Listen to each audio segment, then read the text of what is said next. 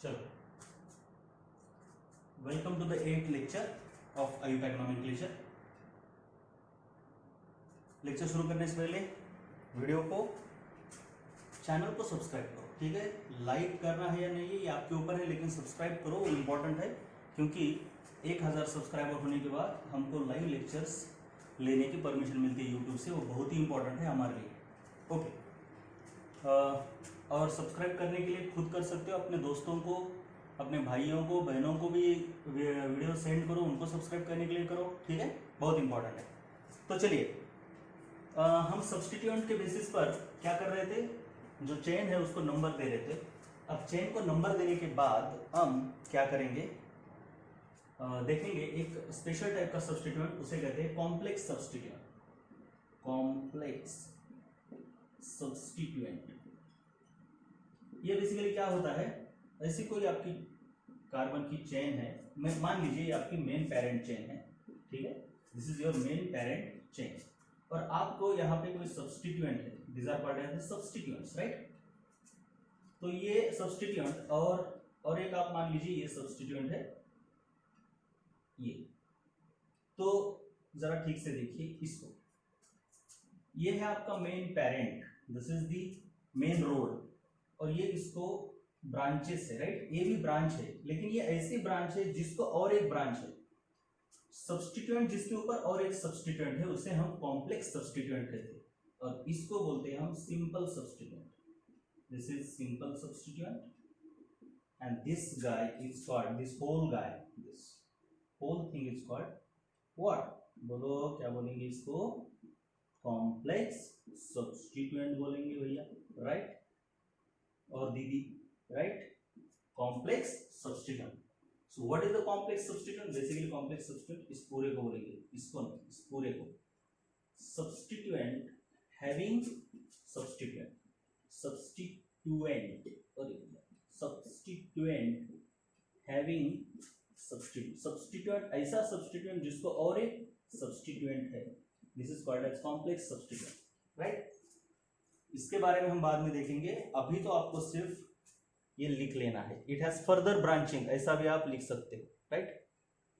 So complex substituent की numbering करनी होती है, मतलब इसको अभी देखिए, ये जो है आपका पेरेंट, ऑफ कोर्स पेरेंट की नंबरिंग कहां से करेंगे बोलो, यहाँ पर आता है क्या, देखो, हाँ, PFG या OH, तो उससे स्टार्ट करना होगा, भले ये मल्टीपल बॉन्ड है, बट मल्टीपल बॉन्ड से भी ज्यादा इंपॉर्टेंस हम PFG को देते हैं, भूलना नहीं है।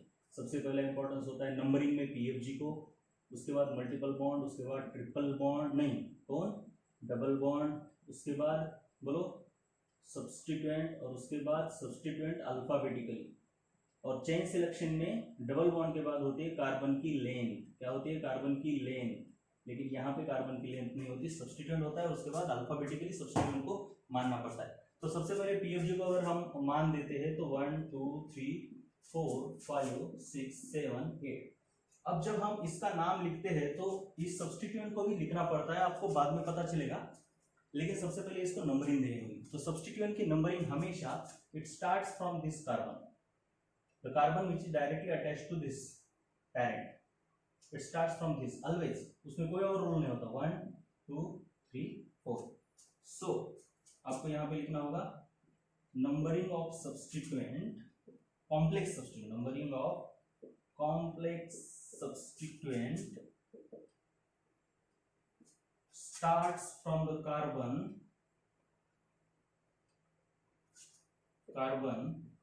directly attached to parent, directly attached to parent, इस पेरेंट को डायरेक्टली अटैच जो कार्बन है वहां से शुरू होती है numbering of the complex substituent. बात समझ में आ रही है ना, इसको लिख लो पॉज करके।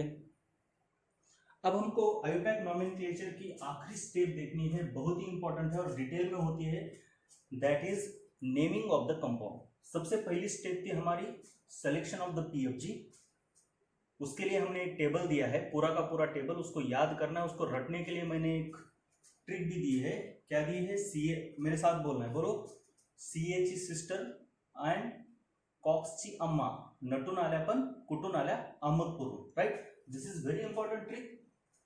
to remember the order of precedence of the functional groups in IUPAC nomenclature. So first is identification of the PFG, second is numbering of the parent chain, selection of the parent chain, तीसरा है numbering और चौथा है आपका step that is naming of the organic compound. अब IUPAC name जो है आपके पास, मान लो कोई भी ऐसा एक ऑर्गेनिक कंपाउंड है, any organic compound, let us से यहाँ पर कुछ है, यहाँ पर कुछ है, यहाँ पर कुछ तो है ऐसा. तो इस ऑर्गेनिक कंपाउंड का नाम मैं डायरेक्टली लिख देता हूँ, बाद में आपको समझाऊंगा कि इसके कंपोनेंट्स क्या क्या होते हैं. अगर आप देखोगे तो इसकी नंबरिंग इधर से होगी 1 2 3 4 5 6 7 8. तो इसका नाम आएगा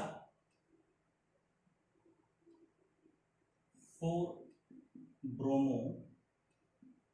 अभी नहीं समझेगा आपको, बस समझ लो आप, नहीं बस देख लो आप. 4 ब्रोमो 8 है तो ऑक्ट.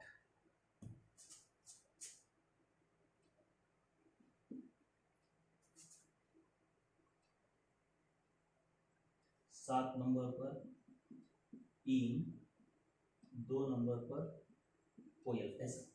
अब यहां पे समझना है हमको हर एक चीज के बारे में. इस पूरे कार्बन का जो ये पेरेंट है, ये वाला पेरेंट,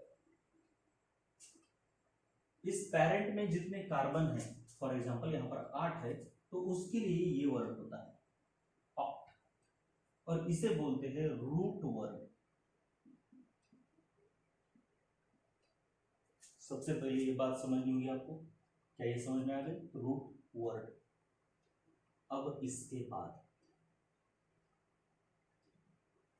किसी भी नाम को आप हिंदी में, मराठी में नाम लिखते हो तो नाम के आगे कुछ लगाया जाता है. मान लीजिए ये है नाम विलास, तो इसके आगे श्री लगाओ, इसके बाद में राव लगाओ, तो इसे हम बोलते हैं प्रीफिक्स.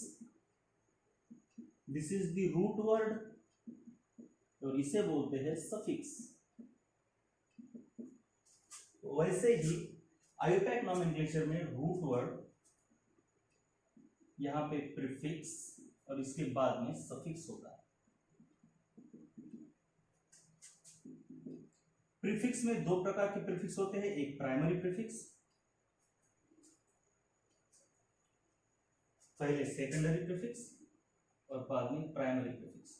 वैसे सफिक्स में 2 टाइप होते हैं, पहले प्राइमरी सफिक्स और ये सेकेंडरी. ये प्राइमरी पास पास, सेकेंडरी दूर. अब इस हर एक में क्या लिखा जाता है ये बहुत इंपॉर्टेंट है. अगर आप देखोगे, इनको मैं थोड़ा ऊपर लिख लेता हूं. प्रीफिक्स में ये सेकेंडरी, प्राइमरी.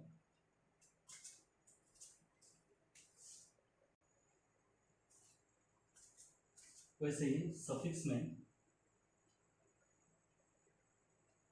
Primary, secondary. अब इस वर्ड में ये जो रूट वर्ड है वो ये है, जो कि number of carbon atom in the parent दर्शाता है, राइट.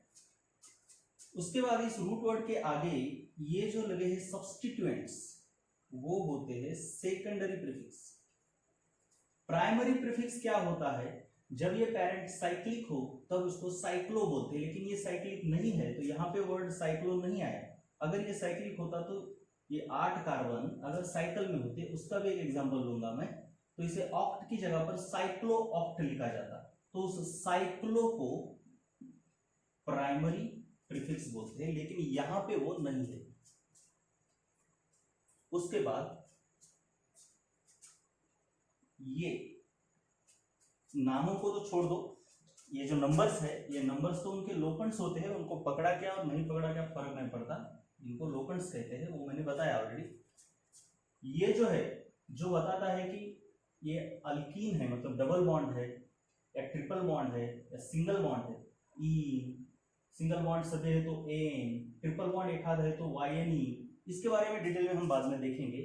तो ये जो सैचुरेटेड पेरेंट है या अनसैचुरेटेड है, मतलब double bond, triple bond, single bond कहाँ पे है, ये जो दिखाता है उससे हम प्राइमरी प्रीफिक्स बोलते हैं, सफिक्स बोलते हैं, राइट। और ये जो है प्रिंसिपल फंक्शनल ग्रुप का जो पोजीशन और नाम बताता है उसे हम सेकेंडरी सफिक्स बोलते हैं। और ये सफिक्स हमने कहाँ से लिया, ओएल, इसको ओएल बोलते हैं। ये कहाँ से लिया, जो मैंने आपको टेबल दिया था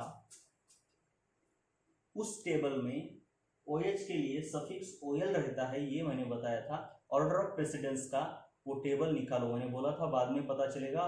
प्रीफिक्स सफिक्स अभी याद नहीं करना है, बाद में करेगा। तो अब जब हम ऑर्गेनिक कंपाउंड का नेमिंग करेंगे तो उसमें हमको ये सफिक्स लगने वाले हैं बहुत ही ज्यादा, ये सफिक्स। और ये ब्रोमो जो है सब्स्टिट्यूएंट, इसको प्रीफिक्स में लिखा जाता है। तो ये ब्रोमो तो हमेशा प्रीफिक्स में ही लिखा जाता है। अगर यहाँ पे CN होता, इसको हम नाइट्राइल बोलते हैं, तो इसको सफिक्स में भी लिख सकते हैं और प्रीफिक्स में भी। लेकिन CN छोड़ो, मैं यहाँ पे NH2 ले लेता हूँ, प्रीफिक्स में भी सफिक्स में भी। लेकिन इससे बड़ा ये OH है उस ऑर्डर ऑफ प्रेफरेंस के टेबल में, इसलिए ये PFG बन गया, इसलिए इसको यहाँ पे लिखेंगे और इसको फिर प्रीफिक्स में लिखना होता है। तो इसका प्रीफिक्स अमाइनो होता है। तो ये तो हम धीरे धीरे देखेंगे। ओके, अब ये तो हो गया एक एग्जांपल। तो आप यहाँ पे लिखो स्टेप 4, लिखो, वीडियो को पॉज करो और लिखना स्टार्ट करो। नेमिंग ऑफ पेरेंट नहीं, naming of whole compound. Selection हमने पेरेंट का किया था, नंबरिंग भी पेरेंट को ही की थी, लेकिन अब नेम सिर्फ पेरेंट का नहीं होता, होल कंपाउंड का होता है। होल ऑर्गेनिक कंपाउंड या फिर होल कंपाउंड। चलो पॉज करो और ले लो इसको लिख के।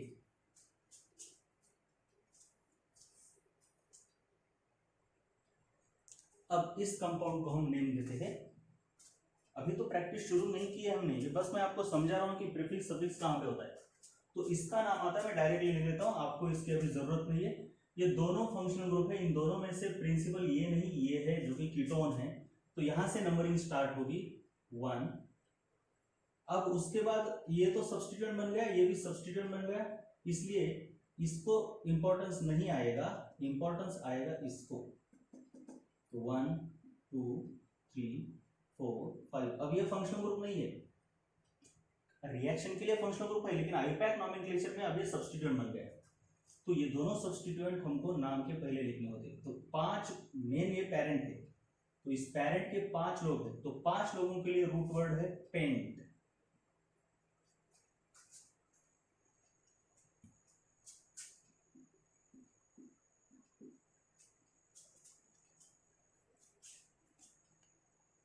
ये रूट वर्ड मैं आपको लिख के दूंगा।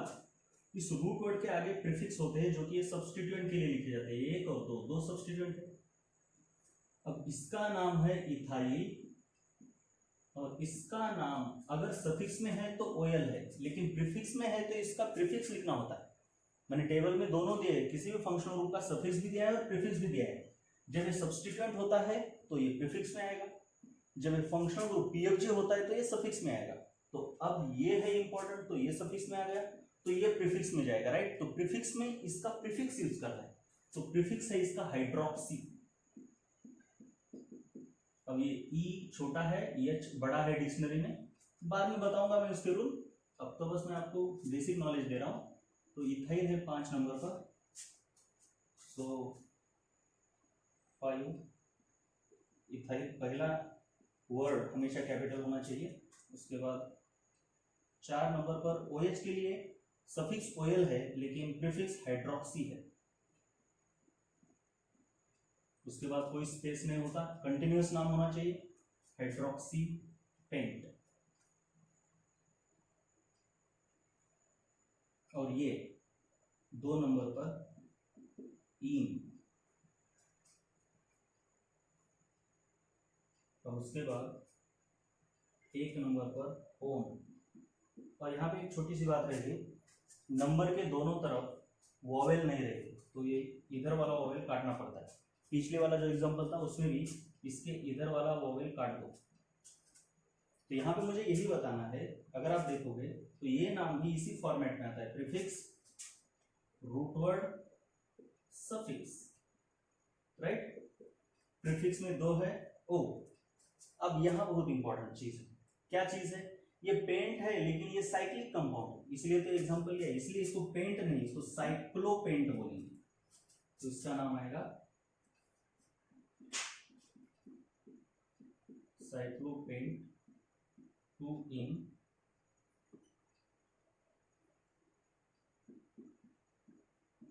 1 ओम, राइट। तो इसका फॉर्मेट भी प्रीफिक्स, रूट वर्ड और सफिक्स की तरह ही है। तो यहां से यहां तक आपका प्राइमरी प्रीफिक्स है और सेकेंडरी प्रीफिक्स आपका यहां से यहां तक है।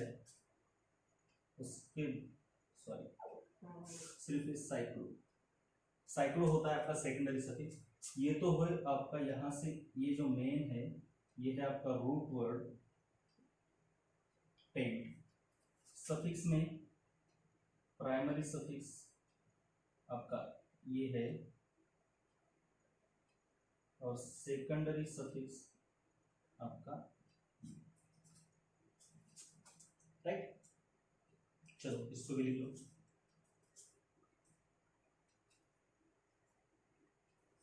और इसके बाद नीचे एक सेंटेंस लिखो, IUPAC name is a continuous name। Continuous बोल रहा हूं मैं, उसमें कोई स्पेस नहीं होता, जहां पे स्पेस होता है वहां पे मैं बता दूंगा, लेकिन आपको अभी याद रखना है कोई स्पेस नहीं होता। Is a continuous name with above format, जो ऊपर वाला फॉर्मेट है उस फॉर्मेट में IUPAC नेम होगा।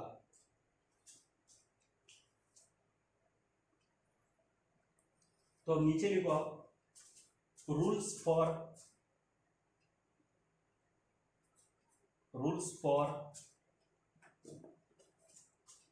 नेमिंग, मतलब अब ये छोटे रूल्स है, मैं आपको यहां पे अभी विद एग्जांपल बताऊंगा, देख लो। चलो अब यहां से रूल्स लिखो, ये सब लिखना है। पहले क्या बोला है देखिए, secondary prefix is for substituents, ये तो मैंने बताया, बस इसको लिख लो आप, ये भी लिख लो। उसके नीचे जो दिया है ये इंपॉर्टेंट है, ये वाला रो,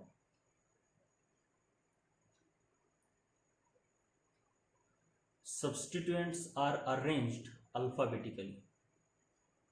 ये देखिए, अगर ये एग्जांपल है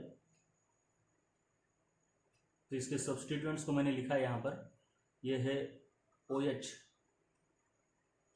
ये तो PFG है, और ये एक सब्स्टिट्यूएंट है, मतलब दूसरे बाकी PFG छोड़ के बाकी सब सब्स्टिट्यूएंट होते, तो इसका नाम है ब्रोमो, इसका नाम है क्लोरो। तो इन दोनों में डिक्शनरी में कौन आता है उसे अल्फाबेटिकली बोलते हैं। डिक्शनरी में ऑफकोर्स B आएगा, ब्रोमो, और ये दूसरा सब्स्टिट्यूएंट क्लोरो है, तो ब्रोमो को पहले लिखेंगे क्योंकि वो डिक्शनरी में पहला आता है। सो अल्फाबेटिकली ये यहां से यहां तक ये दोनों के दोनों सब्स्टिट्यूएंट है, लेकिन दोनों में से पहले किसको लिखेंगे, जो डिक्शनरी में पहला आता है, ना कि जिसका नंबर कम है। समझ गए आपको, ये पहला रूल, ठीक है, इसको आप लिख लो, substituents are arranged alphabetically.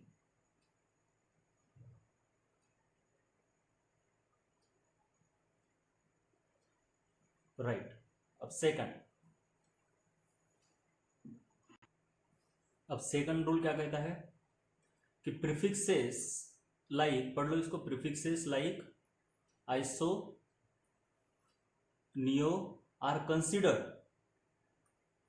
But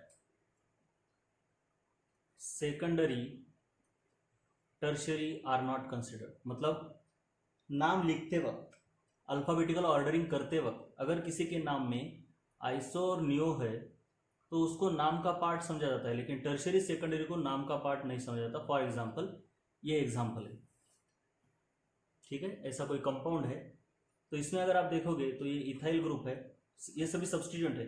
ये तो हो गया आपका मेन पेरेंट, ये पूरी जो चेन है ये जो दिख रही है ये आपकी मेन पेरेंट हो गई, राइट। तो इसको ये इथाइल ग्रुप है, और ये जो है ये सेकेंडरी ब्यूटाइल ग्रुप है, ये हमने ऑलरेडी देखा हुआ है राइट। ये है आपका सेकेंडरी ब्यूटाइल, और ये है आपका आइसोब्यूटाइल ग्रुप, मैंने पीछे पढ़ाया था ना। तो इसमें ये तीनों के तीनों सब्सटीट्यूएंट है, तो अल्फाबेटिकली सबसे पहले कौन आएगा? तो अगर आप देखोगे तो ऐसा लग सकता है कि अल्फाबेटिकली ये पहले आएगा क्योंकि ये बी से शुरू हुआ है, लेकिन और उसके बाद ये आएगा, या फिर ये दोनों में से कोई तो आएगा, लेकिन ये तो फाइनल लास्ट में आएगा, ऐसा लग सकता है क्योंकि ये ई से शुरू हुआ है। लेकिन इसका नाम ई से शुरू हुआ है, जबकि इसका नाम बी से शुरू हुआ है, इससे नहीं शुरू हुआ। सेकेंडरी को नाम का पार्ट नहीं समझा जाता, लेकिन आइसो को नाम का पार्ट समझा जाता है। इसका मतलब है कि इसका नाम आई से शुरू हुआ है ऐसा समझते हैं, क्योंकि आइसो और नियो को नाम का पार्ट समझते हैं। इसका नाम ई से शुरू हुआ है, लेकिन इसका नाम डायरेक्टली बी से शुरू हुआ है, तो सबसे पहले आएगा आपका सेकेंडरी ब्यूटाइल। नाम लिखते वक्त देखिए, ये देखिए 6 नंबर पर था सेकेंडरी ब्यूटाइल, लेकिन इसकी शुरुआत यहाँ से शुरू हुई है, ये इसके नाम का पार्ट है ही नहीं ऐसा समझा जाता है। उसके बाद इथाइल आया, और उसके बाद आइसोब्यूटाइल आया। देखिए क्योंकि इसका नाम का शुरुआत आई से हुआ, इसका यस से नहीं हुआ, बी से। बात आपको समझ में आई होगी क्योंकि एग्जाम्पल ही मैंने बहुत अच्छे तरीके से लिया। फिर इसका आगे का पार्ट छोड़ दो, ये डो डे की, ये तो रूट वर्ड है। रूट वर्ड्स आपको ये भी पता होनी चाहिए। देखिए कार्बन 1 है तो मिथ, 2 है तो इथ। चलिए एक बार दिखा देता हूं मैं आपको रूट वर्ड्स। तो पिछला वाला जो रूल था ना, उसके बाद इसे लिख लो। Root word in IUPAC nomenclature is decided based on number of carbon atom present in the parent chain. बहुत इंपॉर्टेंट है पेरेंट चेन। तो देखिए अगर एक कार्बन है पेरेंट में तो उसे मिथ, ये रूट वर्ड है, आपको पता है मिथेन, इथेन, प्रोपेन, ब्यूटेन, तो उससे एन निकाल लो तो रूट वर्ड बच जाता है। 2 कार्बन है तो इथ, 3 कार्बन है तो प्रोप, वैसे ही 9 कार्बन है तो नोन, 10 कार्बन है तो डिक। आप डिकेन, डिकीन, डिकाइन बोलते थे राइट, प्रोपेन, प्रोपीन, प्रोपाइन। तो उसमें से एन इन निकाल दोगे तो सिंपली रूट वर्ड बच जाता है। 11 है तो अनडिक, 12 है तो डोडिक, 13 कार्बन है तो ट्राइडेक, 14 है तो टेट्राडेक, 15 को pentadec and so on, hexadec, heptadec, octadec, non dec, icos 20 है तो, 21 है तो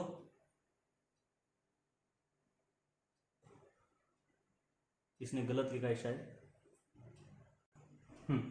ठीक है, ये हेन आइकोस है। उसके बाद डो कोस, ये जो था ना ये डोकोस है राइट।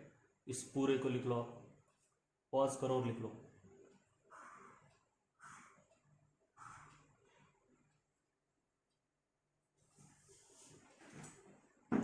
राइट, फिर आगे वाला अगले लेक्चर में।